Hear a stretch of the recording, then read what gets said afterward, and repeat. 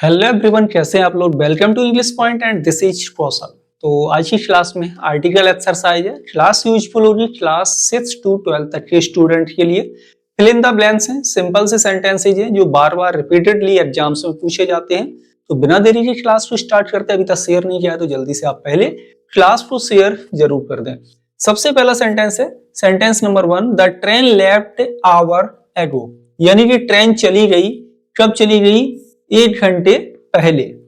अब देखो sentence past में लिखा है, एगो आपका यहाँ पर एडवर्ब है, ठीक है, जो बताता है कि सेंटेंस पास्ट में है। सब्जेक्ट के बाद ये वर्ब की सेकंड फॉर्म है। इसके आगे देखेंगे आवर। आवर बोलने में जो प्रोनाउंसिएशन है वो आ से आता है। एच यहाँ पर साइलेंट है, ठीक है, एच साइलेंट है। साथ ही साथ उच्चारण का आर जो है वो भी साइलेंट होता है। इसका नियम बता देता हूं। नियम ये कहता है कि ब्रिटिश इंग्लिश में ध्यान देना है कि ब्रिटिश इंग्लिश में जो लास्ट का लेटर आर होता है ना, वो हमेशा स्पेलिंग में साइलेंट रहेगा, उसका प्रोनाउंसिएशन नहीं किया जाता है। तो इसका भी साउंड नहीं होगा। आप इस तरीके से कह सकते आवर, और रात को अपन इस तरह ले लेते मतलब हल्का सा। तो यहां पर जो राइट आर्टिकल यूज होगा ये होगा आपका article an. The train left an hour एगो, ये ध्यान देना। इस तरह से बहुत सारे क्वेश्चंस आते हैं। सेकंड है राम इज एनसीसी कैडेट। ध्यान देने वाली बात क्या है, पहले ये देखो आर्टिकल जो ए और एन है इसका मतलब क्या होता है। इसका मतलब होता है एक। इसका मतलब हुआ कि इस आर्टिकल के बाद जो भी नाउन आएगा वो सिंगुलर नाउन होगा। कैसा नाउन यूज करेंगे हम? सिंगुलर। प्लूरल तो आएगा ही नहीं। ए और एन के बाद plural article, sorry plural noun use article a an के बाद नहीं आएगा। कैडेट आपका क्या हो गया? Noun NCC. अब एनसीसी क्या है? ये अब्रिवेशन है, नेशनल कैडेट कोर का, ठीक। इसका साउंड देखेंगे पहले, एन, ठीक है। अब पहले साउंड किसका आता है? ए। ए किससे बनता है? ई से, और ई आपका है वॉवेल साउंड, ठीक है। तो दिखने में ये आपका कॉन्सोनेंट है।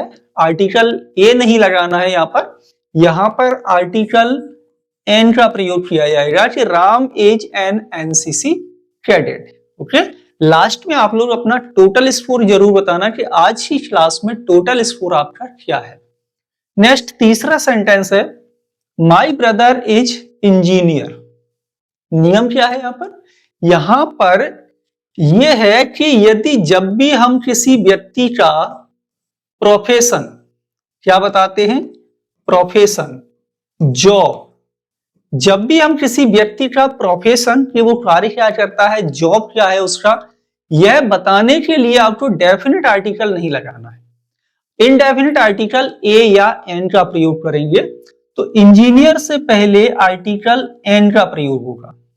Clear? Next, the room was cleaned by servant, यानी कि रूम को साफ किया जाता है सर्वेंट के द्वारा। नहीं पता कौन करता है? यहां पर देखेंगे ये सेंटेंस आपका क्या है? पास्ट इंडेफिनिट टेंस का पैसिव वॉइस लिखा हुआ है। क्या लिखा है ये? पास्ट इंडेफिनिट टेंस में पैसिव वॉइस।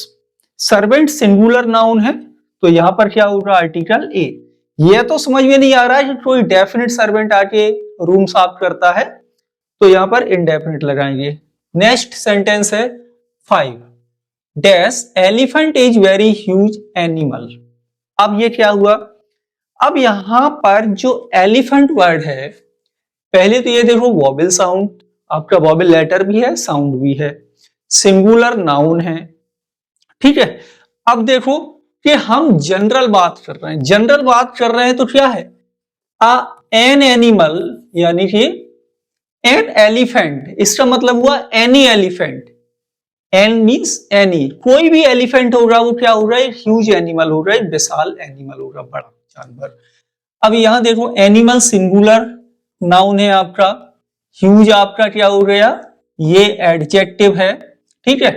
ये और इंपेसाइज कर रहा है एडजेक्टिव को, तो इंपेसाइजिंग एडजेक्टिव या एडवर्ब की कैटेगरी में ये चला जाएगा। तो आर्टिकल इसके पहले आएगा, लेकिन यहाँ पे नाउन लिखा है इसीलिए आर्टिकल आ रहा है, यदि ये नाउन नहीं होता तो आर्टिकल भी यहाँ पर नहीं होता। यहाँ पे कौन सा आर्टिकल आएगा फिर? Article a. Okay, next six देखेंगे, हैन इज वर्ड। हैन क्या है? वर्ड होता है, जनरल बात है, एनी हैन, कोई भी हैन होगी वर्ड ही होगा। दोनों में इंडेफिनिट आर्टिकल ए और ई का प्रयोग करेंगे। जेब्रा इज एनिमल, तो कोई भी जेब्रा होगा वो क्या होगा? एनिमल ही होगा। जेब्रा से पहले ए आर्टिकल और एनिमल से पहले एन आर्टिकल का यूज किया जाएगा। सेंटेंस एट है, is there hospital in your village, क्या आपके गांव में कोई हॉस्पिटल है? यहां पर किसी पर्टिकुलर हॉस्पिटल की बात नहीं कर रहे, वो आपसे प्रश्न पूछ रहा है कोई भी हॉस्पिटल। ए और एन का मतलब मैंने क्या बताया? एनी। क्या आपके गांव में कोई भी हॉस्पिटल है? तो हॉस्पिटल से पहले आर्टिकल ए का प्रयोग करेंगे। ठीक, नेक्स्ट देखेंगे, सेंटेंस 9 है, I want to send my son university, मैं अपने पुत्र को भेजना चाहता हूं कहां? यूनिवर्सिटी में। यूनिवर्सिटी सिंगुलर नाउन है आपका, है। यहां पर यह भी नहीं आपको पता चल रहा है कि मैं कौन सी यूनिवर्सिटी में भेजना चाहता हूं, यानी कोई पर्टिकुलर यूनिवर्सिटी नहीं है। जब डेफिनेट नहीं है तो डेफिनेट आर्टिकल भी नहीं लगाना है, यहां पर इनडेफिनेट आर्टिकल आएगा। अब सिंगुलर नाउन है तो डिटरमिनर कोई ना कोई तो लगाना ही पड़ेगा, तो इसीलिए आर्टिकल आएगा। नहीं आप सोचो कि यहां से ए और एन भी नहीं लगाए, डेफिनेट है नहीं तो ये भी नहीं लगाए, तो फिर ये गलत हो जाएगा सेंटेंस।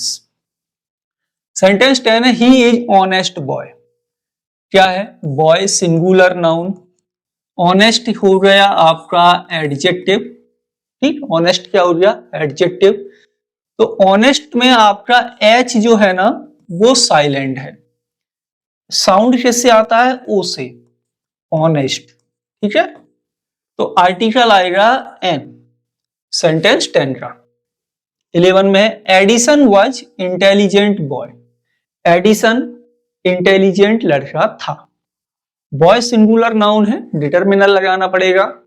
इंटेलिजेंट एडजेक्टिव है तो आर्टिकल एडजेक्टिव से पहले लगाएंगे, और यहां पर आर्टिकल एन आएगा क्योंकि वॉवेल साउंड है, वॉवेल लेटर भी लिखा है। किसी हम पर्टिकुलर बॉय की बात भी नहीं कर रहे, वहां पर ये प्रॉपर नाउन है। ठीक है, इंटेलिजेंट बॉय बहुत सारे हो सकते हैं, उनमें से एक ये है, इसलिए और कोई आर्टिकल नहीं। 12 में देखें, she is MBBS from Delhi university. अब देखो, सी इज एमबीबीएस, ये क्या है? एब्रिविएशन लिखिए, शॉर्ट फॉर्म लिखा है। अब एम बोलने में क्या आता है? पहले ए किससे बनता है? ई से। ई क्या है? वॉवेल्स, और वॉवेल साउंड से पहले क्या आता है? Article an. तो ये ध्यान देना है इस तरह के साउंड में, अब्रिविएशन में, कि वहां जैसे अब लिखा होता बी ए तब, तो यहां पर कॉन्सोनेंट साउंड आता, अब ये होता, ये ध्यान देना। बीएससी, लेकिन वॉवेल और कॉन्सोनेंट को एब्रिविएशन में ध्यान देना है कि क्या लगाएंगे, आर्टिकल ए आएगा या फिर आर्टिकल एन। बहुत ही सिंपल है। तो ये हो गए आपके 12 सेंटेंस। कमेंट के माध्यम से स्कोर बता सकते हैं, क्लास कैसी लगी ये भी बता सकते हो, दोस्तों के साथ शेयर कर सकते हैं। अभी तक इंग्लिश पॉइंट के यूट्यूब चैनल को सब्सक्राइब नहीं किया तो जल्दी से कर लो, इसी तरह की और भी क्लासेस आपको वहां पर मिलती रहेंगी। Thank you for watching.